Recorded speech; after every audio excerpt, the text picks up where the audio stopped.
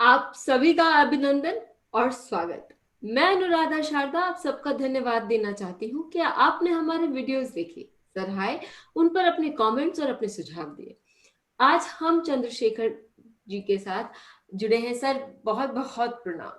नमस्कार। और हमारे साथ सर की जर्नी पूरी एक साल, लगभग एक साल की हो गई है। तो सर, उसके लिए भी बहुत बहुत अभिनंदन। इससे आपको भी हमें हमें सहन करने के लिए आपको भी अभिनंदन। अरे नहीं सर, ये मेरा सौभाग्य है कि आप हमारे चैनल पर इतनी सुंदर, और सर ये आप लोगों का ही चैनल है क्योंकि आप लोगों के कारण ही शोभा है। और सर, आपने जेमिनी के इतने सुंदर सूत्र हमें एकदम साफ, जैसे आप हमेशा बोलते हैं कि लोग ये बोलते हैं कि सूत्र है और इजी है। तो इजी तो जब आप इसको ट्रांसलेट करते हैं, कटपद मेथड्स यूज करते हैं, तो मुझे कभी भी नहीं लगा कि ये इजी है। लेकिन आपने स्पेशली, जो हमने लास्ट टाइम देखा नवांश और इष्ट देवता, लोग हमेशा पूछते हैं कि हमारे इष्ट देवता कौन होने चाहिए, हमें क्या मंत्र करना चाहिए। दूध का दूध पानी का पानी करके सर ने बताया है, तो वो वीडियो देखना ना भूलिए। और साथ ही सर के ब्लॉग्स पढ़ना ना भूलें। सर का अपना एक चैनल है, उन पर बहुत सारे वीडियोस हैं जो सर ने डाले हैं, और सर ने बहुत सारा सुंदर ढंग से उसको बताया है। सर की किताबें भी हैं जो सर ने लिखी है। तो इन सब के साथ आगे बढ़ते हुए, सर अब आज प्लीज एक बार फिर स्वांश की डेफिनेशन हमें वापस बता दीजिए। स्वांश यानी खुद का अंश, है ना। जी। तो इसके अनेक अर्थ होते हैं, परंतु मुझे ऐसा लगता है कि जहाँ चर आत्मकारक बैठता है, स्थित होता है नवमांश कुंडली में, उसे स्वांश कहना चाहिए। और ये जो अंश है, ये जो नवमांश है, जी। इसकी जो राशि है, इसे जब हम राशि चक्र में देखते हैं, उसे कारक अंश कहना चाहिए। जी। आत्मकारक तो वहां पर भी वो आत्मकारक ही रहेगा, वो दूसरी जगह बैठ सकता है, जरूरी नहीं कि वो, क्योंकि वर्गोत्तम होगा तो ही दोनों एक होंगे, वरना होंगे नहीं। और दोनों से भी हम देख सकते हैं, ये जो भी हम बता रहे हैं, अभी तो हम स्वांश से स्थिति कोई बता रहे हैं, पर ये से देख सकते हैं, आत्मकारक के तिथि से भी देख सकते हैं, लग्न से भी देख सकते हैं। बहुत ज्यादा फर्क नहीं पड़ेगा, क्योंकि खुद महर्षि ने भी कहा है कि लग्नात्वा स्वांशात्वा दृष्टान से भी आप देख सकते हो, पर देखते वक्त ये ख्याल में रखना कि यहाँ राशि दृष्टि का प्रभाव ज्यादा रहेगा। ऐसा नहीं कि ग्रह दृष्टि का न होगा, परंतु राशि दृष्टि का प्रभाव खासकर नवांश में हमें देखना चाहिए, क्योंकि दृष्टि जो है वो अंशों में बताई गई है। और 30 अंश, 60 अंश, 90 अंश यानी केंद्र, 120 यानी त्रिकोण, ये इसकी व्याख्या पाराशर जी ने बहुत अच्छे ढंग से की है। उसे हम दृष्टि बल बोलते हैं, जैसा ग्रह बल है, भाव बल है, वैसा दृष्टि बल है। तो वो यहाँ न देखते हुए, मेरा ऐसा मत है, हर एक का अलग अलग मत हो सकता है, उसमें कोई बात नहीं है, कुछ भी नहीं है। और दृष्टि का मतलब इनका प्रभाव, इसे समझ लीजिए। दृष्टि यानी आंखों से तो देखेंगे नहीं ग्रह, तो वो तो जी। सभी तरफ से प्रज्वलित है, सभी तरफ से वो चमकते हैं, वो सभी तरफ से देख सकते हैं। जी। तो ये प्रभाव है। तो हम अभी देखेंगे कि पिछले हमने जो हमारा संभाषण हुआ, इसमें हमने देखा कि इष्ट देवता कैसी देखना है, क्यों देखना है, स्वांश से कहाँ पर क्या हो, कि 12वें में रह के क्या होता है, या अमात्य कारक से षष्ठ में कोई ग्रह हो तो वो क्या बताता है। जहाँ ग्रह न हो वहां ग्रह का स्वामी, वो घर का स्वामी पकड़ना चाहिए, तो उस पर से भी प्रभाव देखना चाहिए। इसके बारे में हमने काफी चर्चा की। अब हम आगे बढ़ रहे हैं, ये भी मानसिक है, मंत्र के बारे में है, क्योंकि आखिर में विष्णु देवता का जो हम पूजन करते हैं, या जो उन्हें हम शांत करने की प्रयत्न करते हैं, या उन्हें खुश करने की, प्रसन्न करने की हम जो पराकाष्ठा करते हैं, वो मंत्र के जरिए ही होती है। जी। पूजा वगैरह तो बाहरी दिखावा है ना। मन को मनना त्रायती मंत्र है, मन को मंत्र से रक्षण होता है। अब हम इसी मंत्र को दूसरी जगह ले जा रहे हैं। यहां हम कह रहे त्रिकोणे पाप द्वये मांत्रिक। इसका मतलब स्वांश से त्रिकोण में जो भी राशियां स्थित हो, स्वांश से त्रिकोण में राशियां का मतलब नवमांश राशियां, नवमांश में नवमांश स्थिति से हम देखेंगे, यदि दोनों त्रिकोणों में पाप ग्रह स्थित हो, तब वो जातक मांत्रिक होता है। इसका मतलब उसको मंत्र का ज्ञान होता है, मंत्र का प्रयोग कैसा करना, इसका भी उसे ज्ञान होता है। इस अर्थ में मांत्रिकों को हमने समझना चाहिए। अब ये मांत्रिक होता है तो क्या ये हर वक्त अच्छा मांत्रिक होगा, बुरा मार्ग हम सुनते रहते हैं, वाम मार्ग दक्षिण मार्ग आदि। तो उसका आगे बताया गया है, पाप दृष्टे निग्राहक, पाप यदि होगा तो ये निग्रह करेगा। निग्रह यानी अपने यहाँ तो बोलते हैं इसको बांध दिया क्या किसी ने जी मंत्र से, है ना, तो उसी को निग्रह बोलते हैं। निग्रह का मतलब किसी चीज को पक्का करना, मैंने निग्रह किया है, मैं ऐसा करूंगा, यानी इससे मैं अलग कहीं नहीं जाऊंगा।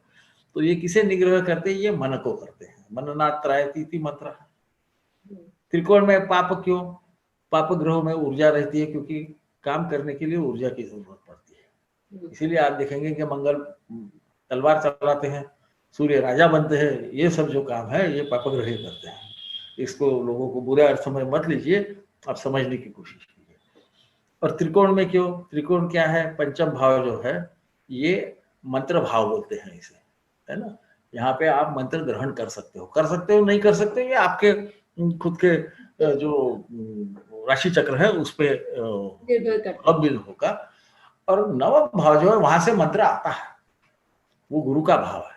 मंत्र आखिरी में सिद्ध गुरु ने दिया तो ही वो मंत्र फलित होता है, वरना ऐसे तो फुटाने के समान मंत्र वगैरह आजकल बांटते हैं।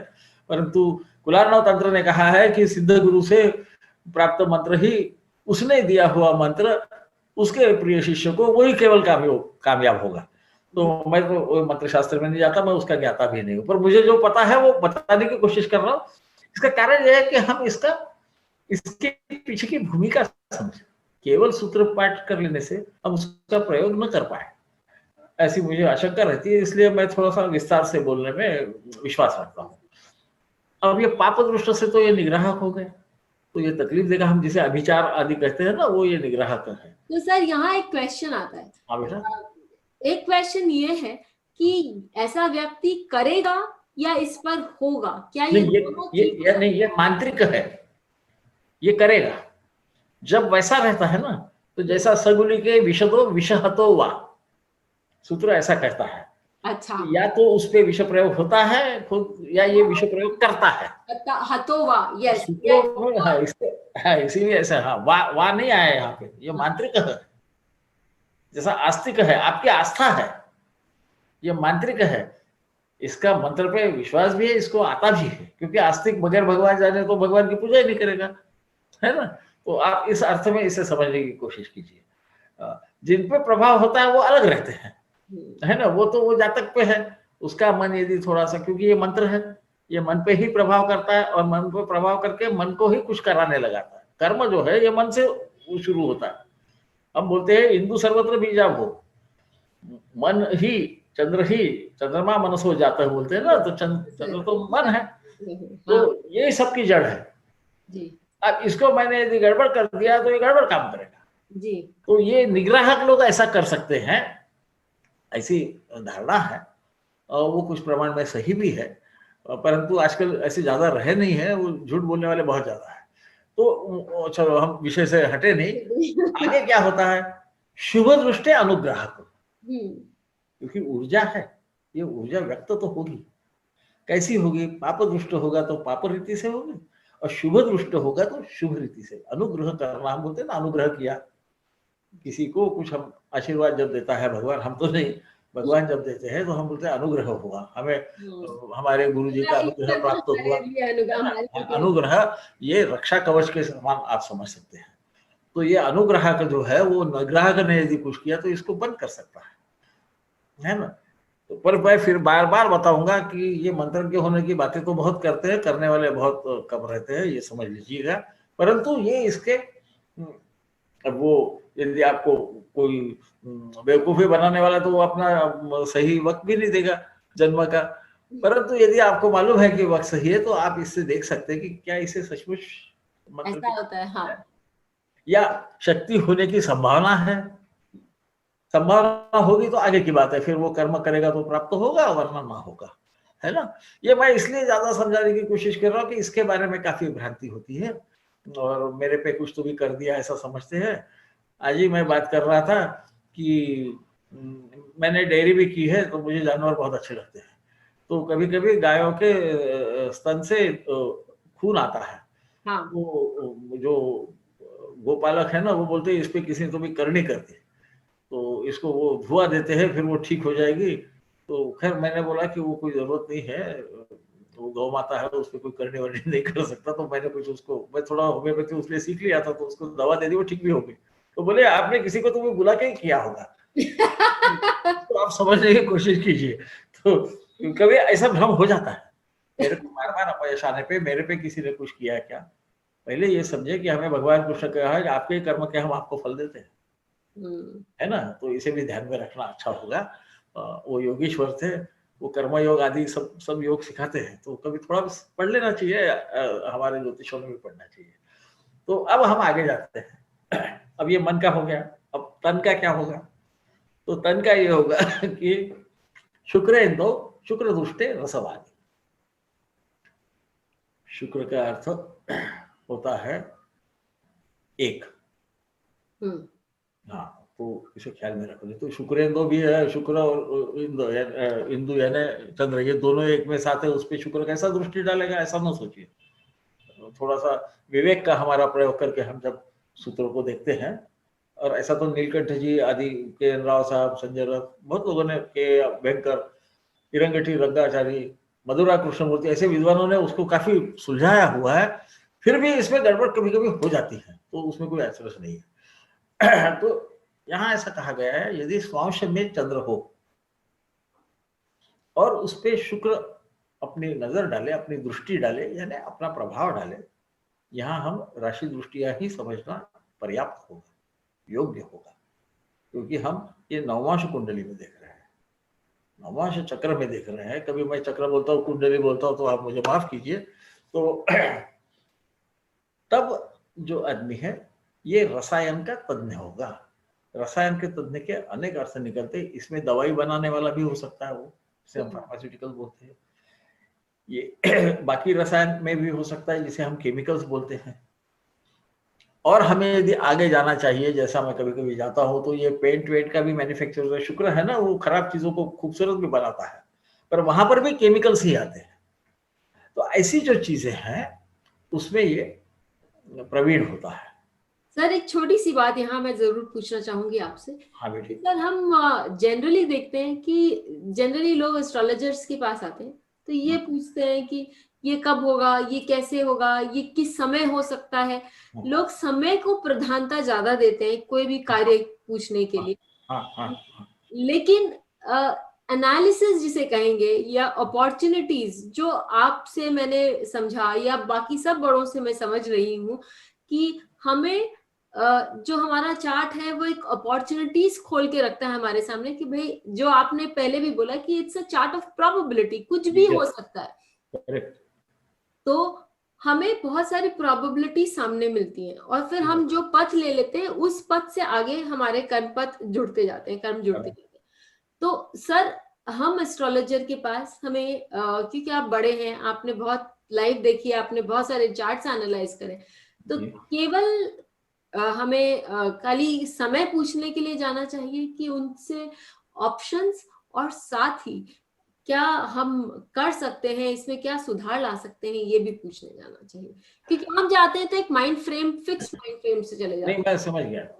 अब मेरा मत ये है कि यदि सचमुच कुछ तकलीफ है तो ही जाना चाहिए, क्योंकि ये कोई एंटरटेनमेंट का शास्त्र है नहीं, जी, है ना। हाँ, होता क्या है, लोग वो सुनने को जाते हैं जो उनको सुनने की इच्छा रहती है।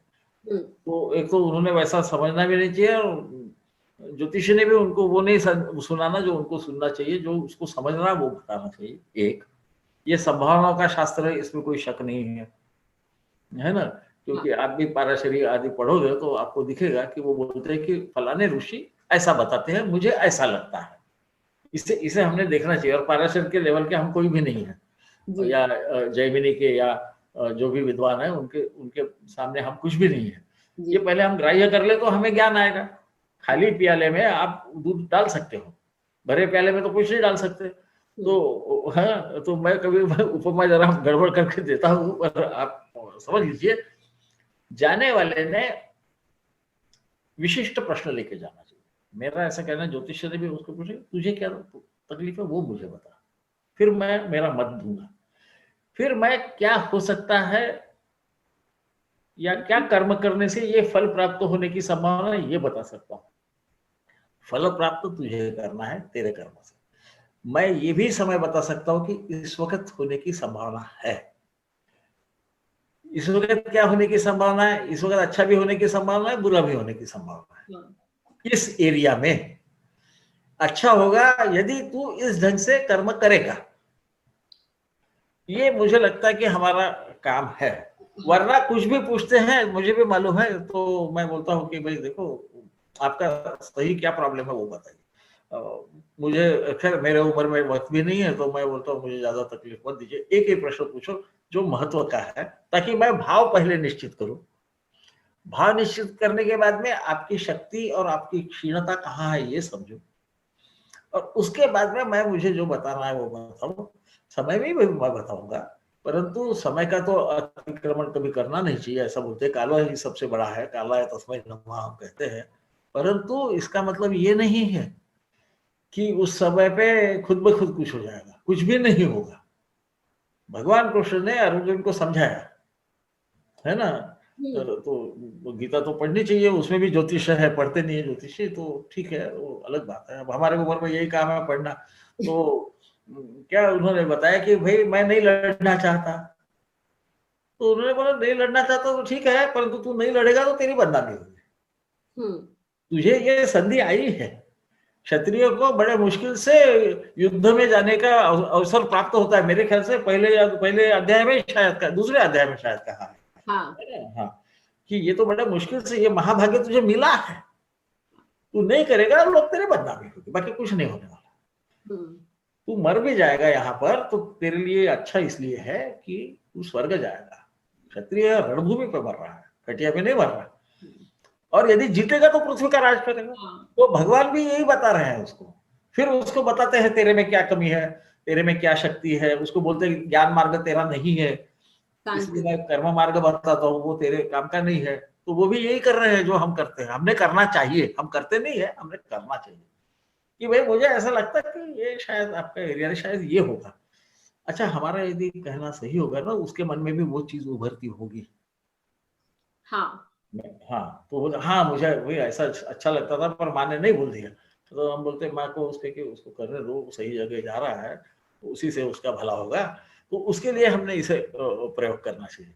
केवल समय बताना तो ठीक है, पर वो समय घटित होगा तो तभी होगा जब आप उसके लिए प्रयास करोगे। और कभी कभी आपके हिसाब से जो अच्छा है वो कभी अच्छा न हो, और जो आपके हिसाब से बुरा है वो भी कभी अच्छा हो। इसे भी हमें समझ रही, तो हमें मेरे ख्याल से थोड़ा सा विस्तृत उन्हें बताना अच्छा होगा। पर लोगों को आजकल क्या है बेटा कि उनको ज्योतिष के मुंह से वो सुनना रहता जो इनकी इच्छा रहती है। तो वो उसको ज्योतिष ने कभी उस लालच में नहीं पड़ना चाहिए, क्योंकि ऐसा बोला गया है कि नानुतम च प्रियम ब्रूयात्। झूठ कभी नहीं बोलना चाहिए क्योंकि किसी को अच्छा लग रहा है। सत्यम ब्रूयात् प्रियम ब्रूयात्, अप्रियम न ब्रूयात्। बुरा मत बताइए, उसको डराइए मत। वो वैसे डरा हुआ आया है आपके पास, यदि सचमुच उसको तकलीफ है। ऐसे चकलस के लिए आते उनको छोड़ देना चाहिए। तो वो समझ जाते हैं ज्योतिषों को, कोई उसको वक्त नहीं लगता। इतने लोग आते हैं तो बगैर कुंडली देखे भी आप समझ सकते हो। तो मेरा भी ये कहना है कि संभावना है बता, इस वक्त करेगा तो संभवतः इस वक्त ये होने की संभावना है। तो आपका जो भविष्य कथन है वो कभी व्यर्थ नहीं जाएगा। Thank you sir, thank you sir. मैं भटक जाता हूँ, तो कभी पूछ लेती हूँ तो मैं भूल जाता हूँ। तो नहीं सर, पर ये महत्व का है, जो आपने प्रश्न पूछा बहुत महत्व का है। Thank you sir. अब ये शुक्रेंद्र शुक्र दुष्ट रसवादी तो हो गया, ये केमिकल में मास्टर हो गया, फार्मास्यूटिकल में हो गया, आजकल के जमाने में हम बोलेंगे तो पेंट टेक्नोलॉजी में हो गया, ये आदि तो हो गया। आगे क्या होगा? तो यदि बुध दृष्टे भिषक, भिषक है ना डॉक्टर जिसको बोलते हैं, वैद्य बोलते थे उस जमाने में। भिषक है, सूर्य को भिषक कहा गया, भेषज कहा गया है ना। अब ये बुध जब चंद्र पे दृष्टि डालेगा स्वांश में स्थित, स्वांश का क्या महत्व है? वहां आत्मकारक है। आत्मकारक है जिस चीज पे आपको मैं उसको आत्मबल का कारक ज्यादा बोलता हूँ, मैं आत्मा का कारक कम बोलता हूँ, क्योंकि आत्मा को कोई लगता उगता नहीं है, वो ऐसा भी अछूता ही है, उसको आप कुछ नहीं कर सकते, है ना। ऐसा भगवान ने बताया, मैंने नहीं बताया, तो गलती होगी तो मेरी नहीं है भाई। तो तो क्या होता है कि चंद्र को वनस्पति का राजा कहा गया है। जी और जिस जमाने में ये लिखा गया तो हम वनस्पतियों से ही दवाइयाँ बनाते थे, है ना। और वनस्पतियों में आपने यदि देखा होगा या आयुर्वेदाचार्य जो पुराने होंगे वो बताएंगे कि अमुक एक नक्षत्र पे ही वो वनस्पति निकालना चाहिए, हाँ क्योंकि उसी वक्त उसमें जो केमिकल्स है, वो जो एस्टर्स वगैरह रहते हैं, वो पूर्ण प्रमाण में रहते हैं। जी उसको एक दिन पहले जाके उसको आमंत्रण देना आदि उसकी विधि है, हाँ तो वो आप करो ना करो पर उसी वक्त हमें निकालना पड़ता है। हम्म, और ये नक्षत्रों का पति तो चंद्र है, चंद्र तो चंद्र का उसका संबंध आपको समझ जाएगा, है ना। अच्छा, चंद्र माँ भी है, तो आपकी रक्षा करने वाली तो माँ ही रहती है पहले, है ना। पिता तो बाद में आता है, तेरा लड़का ऐसा कर रहा देख ले बोलता है ना, हमारे समान होगा तो माताएं खुश हो जाएंगी मेरे पे, और पिता नाराज हो जाएंगे, पर जो सच है वो सच ही रहता है। सूर्य प्रखर रहता है, चंद्र शांत रहता है, दोनों भी उजाला देते हैं। जी सर तो जब बुध उस पे देखता है तो वो क्या करता है, वो वनस्पति की समझ देता है। जी वनस्पति, क्योंकि बुध का जो स्वभाव है वो किसी भी चीज को तत्काल ग्रहण करने का है। देखिए, वैद्य आता है, उसके पास वक्त नहीं है कि 2 दिन के बाद में आओ, आजकल तो करते हैं वो रिपोर्ट आने का है वगैरह करके, पर अच्छे वैद्य के पास उसके लिए समय नहीं है। वो जो उसका जो बीमार पड़ा है उसका इलाज चालू करना है तत्काल, बाद में फिर वो जो भी करता है, इसके लिए बुध की आवश्यकता पड़ती है ना। तो ये बुध जब चंद्र पे दिखेगा तो इसे, इस जातक को क्या देना ये समझेगा। इसका अर्थ, ऐसे लोग अच्छे डॉक्टर्स हो सकते हैं। इसमें आप शल्य चिकित्सक भी पकड़ो, परंतु फिर आप बोलोगे मंगल का क्या हुआ, नहीं वो मंगल भी रहेगा, ये उसकी विशेषताएं बता रहे हैं। बाकी वो क्या कर्म करेगा वो बाकी ग्रह दिखाएंगे, है ना। शस्त्र से जो काम करना है उसमें मंगल का अधिकार है, हमें बताने की जरूरत नहीं है, वो तो आप देखोगे। ये उपदेश और व्याख्या से ये कुछ विशेष विषय पे बता रहे हैं महर्षि जी, इसे हम कई बार भूल जाते हैं। वो बोलते हैं कि सिद्धा उड़ूदाया सिद्धा, तो हाँ बाकी सब पढ़ लो, मैं ये कुछ विशेष चीजें आपको बता रहा हूँ, है ना। तो इस कारण उसका अधिकार रोग पे है, इसलिए वो अच्छा होगा। नहीं तो डॉक्टर को हो ही जाएंगे। आजकल तो वो प्राइवेट एजुकेशन सोसाइटी में वो पैकेज मिलता है, इतने पैसे तो डॉक्टर करा देंगे, पर अच्छा होगा कि नहीं इसके लिए ये एक उसके क्या है, कुंजी है, हम बोल सकते हैं हिंदी में, है ना। तो ये कुंजी है, इसे हमने इसको विचार पूर्वक इसका प्रयोग करना चाहिए। क्योंकि जो आजकल डॉक्टर भी होगा तो वो कोई दिमाग का होगा तो वहां चंद्र का संबंध आएगा, है ना। कोई स्किन का होगा तो वहां पर बुध का संबंध आएगा। कारकत्व को कभी ना भूलिए। जी ये तो मैं सूत्रों के बाहर बता रहा हूँ, पर मुझे जो समझता है वही बताने की मैं चेष्टा करते रहता हूँ। अब ये हो गया, अब आपका वैद्य भी हो गया। अब क्या है, तो अब तो नैसर्गिक है कि आगे क्या होगा, तो बीमारी आएगी, है ना। तो चापे चंद्र, अब यहाँ पे वो पुराना खत्म हो गया, वो त्रिकोण हो गया, जी स्वांश में भी स्थिति हो गई। जी अब आया है चापे, चापे का अर्थ चार, अच्छा अच्छा कटपयादि से। इसलिए मैंने वो ये जो अपनी लिख के पीपीटी है ना, दिया नीचे में वो क्यों आता है चार, वो लिख दिया है, ताकि जिनको उत्सुकता है वो समझ सके, खुद ही समझे। चापे चंद्रे शुक्र दृष्टे पांडुष्टृ, चतुर्थ में स्वांश से यदि चंद्र हो और उस पर यदि शुक्र दृष्टि डाल रहा है, यानी शुक्र का प्रभाव, यहाँ पर सब दृष्टियां आदि मेरे मन से राशि दृष्टि ही देखना चाहिए, क्योंकि हम स्वांश में देख रहे हैं, नवांश कुंडली में देख रहे हैं। वहां 3 डिग्री यानी 13-20 के आगे जाने के बाद भी चतुर्थ दृष्टि से देखेगा ग्रह, तो ऐसा नहीं होता है ना। हम ग्रह भाव बल और दृष्टि बल जब देखते हैं तो हम 30 के मल्टीपल में देखते हैं उसे। कभी कभी अंग्रेजी शब्द आ जाते हैं, मुझे माफ कर दीजिएगा, ज्यादा भाषाओं में बोलना नहीं चाहिए, ऐसे मेरे पिताजी बोलते थे, पर क्या करें, सीख लिए तो बोलेंगे। तो ये पांडुष्वित्री क्या है, यहाँ भी कुछ विद्वानों में मतभेद है। किसी का मानना है कि ये कुष्ठ रोग की तरफ इशारा कर रहा है। मुझे ऐसा लगता है ये कुष्ठ रोग न होते हुए, ये जिसको हम ल्यूकोडर्मा बोलते हैं, कोड़ बोलते हैं, ये कोड़ की बात कर रहे हैं। क्योंकि दोनों सफेद ग्रह है, आपने देखा होगा, दोनों सित है ना। एक का तो नाम ही सित है, चंद्र खुद भी सफेद ही है। तो मुझे ऐसा लगता है, और ये दोनों भी ऐसे तो शुभ ग्रह है तो ये जरा शुभ दृष्टि से तकलीफ देंगे, तकलीफ भी देते वक्त शुभ ग्रह शुभ दृष्टि से देंगे, पाप ग्रह पाप दृष्टि से देंगे, है ना। तो ये मुझे ऐसा लगता है कि ये कोड के तरफ इशारा कर रहा है, जो सफेद पट्टे पड़ जाते हैं ना, उसकी बात ये कर रहे हैं, ऐसा मेरा अपना मानना है। कुछ लोगों ने इसे कुष्ठ रोग भी कहा गया है, लेप्रेसी जिसे बोलते हैं वो भी कहा है, मेरा वैयक्तिक मत मैंने बता दिया। और देखिए यहाँ आपको चंद्र पे सबकी दृष्टि दिखेगी, क्यों दिखेगी? चंद्र का रक्त पे भी अधिकार है, और ये सब रोग रक्तों में ही कुछ न कुछ तकलीफें आने से होती है। लिकोडर्मा में वो मेलानाइन तैयार नहीं होता, इसलिए वो सफेद होने लगता है ना। मेलानाइन नाम का एक द्रव्य रहता है जो रंग देता है, तो वो गड़बड़ हो जाती है।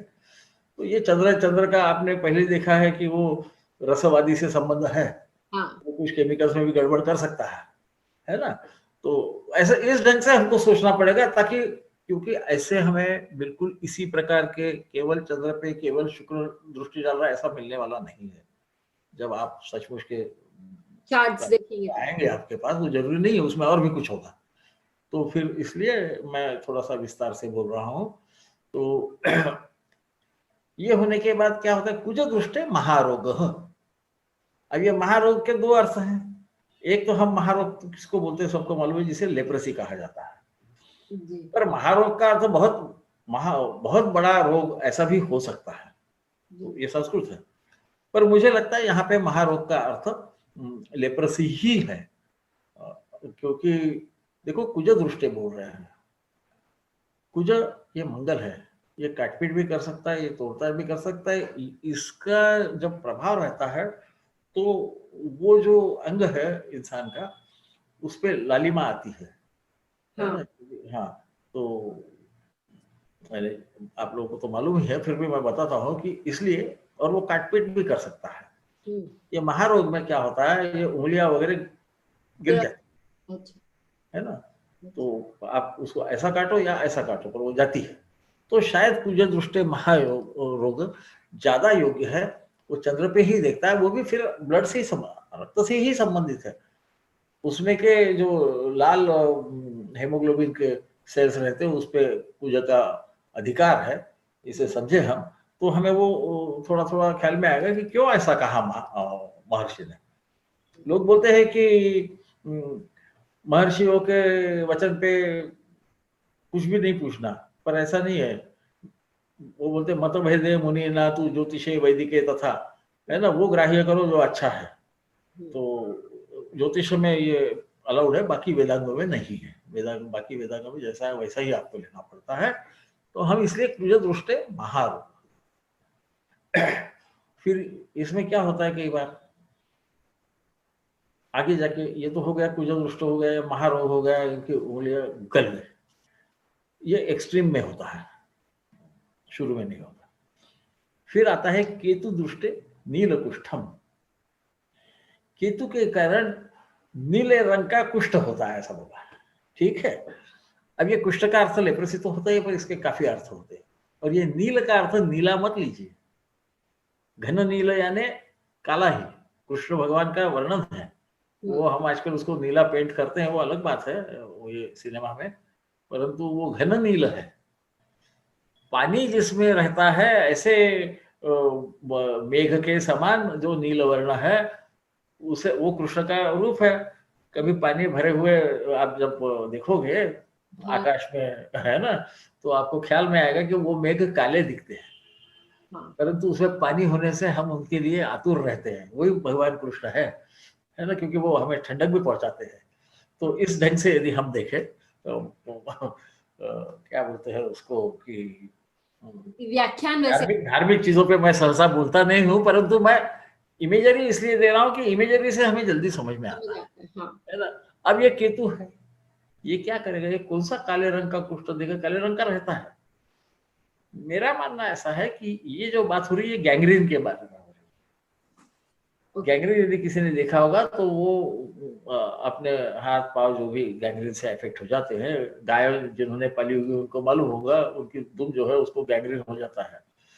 उसको हमारे मराठी में उंदरी बोलते हैं, कोई कैंसर ऑफ द टेल बोलता है, परंतु वो गैंग्रीन है। वो बढ़ते जाता है धीरे धीरे, और उसे काटना ही पड़ता है। हाँ नहीं काटे तो गाय मर जाती है। हाँ गैंग्रीन में भी आपका यदि खासकर वो जो काटना जूते में पड़ता जाते हैं, जो बर्फ में रहते हैं, यदि वो बगैर किसी जूते से चले तो उनकी उंगलियां गिरने के स्टेज गैंग्रीन हो जाता है, वो ऊपर ऊपर चढ़ता है, उसको काटना पड़ता है। ये केतु है जो गिवर अप है, ये भी मंगल के समान है, इसका भी अधिकार काटपीट पे है। हाँ है ना? तो मुझे लगता है ये नीलकुष्ठ जो है ये गैंग्रीन के बारे में बोल रहा है। जैसा आपको अनुभव आएगा, आपके पास राशि चक्र आते जाएंगे, तो इसको देखना क्या होता है और फिर इसका करना क्या। मेरा कहना ऐसा है, या मेरा मानना ऐसा है, कहने वाला तो मैं कुछ नहीं हूं, पर मानना ऐसा है कि ऐसा यदि हमें संभावना दिखे तो हमारा कर्तव्य है कि उनको बताना कि भाई ऐसा कभी हो कि भाई कुछ आपको सेंसेशन नहीं हो रहा है, कोई स्पर्श हो रहा है, समझ में नहीं आ रहा है, तो डॉक्टर को जरा दिखा दीजिएगा। तो कुछ प्रॉब्लम हो सकता है आपके खून में, क्योंकि हम चंद्र की बात कर रहे हैं तो कोई प्रॉब्लम नहीं है, तो डॉक्टर को दिखा देना, जरा खून आप दिखवा लीजिएगा, ताकि ये वक्त पे ही ठीक हो जाए। राइट। आखिरी का छोड़ के बाकी सब जो है ये दवाई से ठीक हो जाते हैं। हाँ हाँ। पांडुश्रुति तो ठीक होती नहीं है, वो सफेदी दाग रहते, पर उसमें भी वो डाई वगैरह इंजेक्ट करते हैं तो वो दिखता नहीं है। आखिरी का जो है वो केतु है, वो लेके जाएगा अपना चीज जो है, तो उसको बोलेगा कि जल्दी इसको काट दे। हाँ वो वक्त मत दे कि वो मरते मरते तेरी टांग पूरी काट दे, वो अंगूठा कर दे, जाने दो उसको, कोई बात नहीं है ना? क्या है, कृष्ण को अर्पण कर दिया ऐसा समझ के उसको दे देने का, नील वाले को नील दे देंगे और हम खुशी से रहेंगे। ये ज्योतिषी का कर्तव्य है, ऐसी मेरी धारणा है। तो मैं ज्यादा बोल गया होगा तो मुझे नहीं सुनने वाले क्षमा कर दे, परंतु क्या है, खबर बहुत है, करना होता है। सर, बहुत सुंदर वर्णन। और इससे हमने सर से बहुत कुछ सीखा इस एपिसोड में, कि हमने देखा कि कौन रसायन की तरफ जा सकता है। बहुत सुंदर, यदि उनकी चार्ट में कॉम्बिनेशंस हो, नवांश चार्ट में, तो वो कौन है जो रसायन, यानी कि आपके रिसर्च ऑफ द केमिकल्स की तरफ जा सकता है, या उनके साथ काम कर सकता है। डॉक्टर्स के कॉम्बिनेशन क्या है, साथ ही रोग क्या हमको हो सकते हैं, इन या मंत्रणा किस तरह से हम कर सकते हैं। इसी के साथ फिर मिलेंगे एक एपिसोड में। तब तक के लिए डेफिनेटली हमको लिख के बताते रहिए कि आपको एपिसोड कैसा लगा। सब्सक्राइब और शेयर करना मत भूलिए। सर बहुत बहुत धन्यवाद। नमस्कार।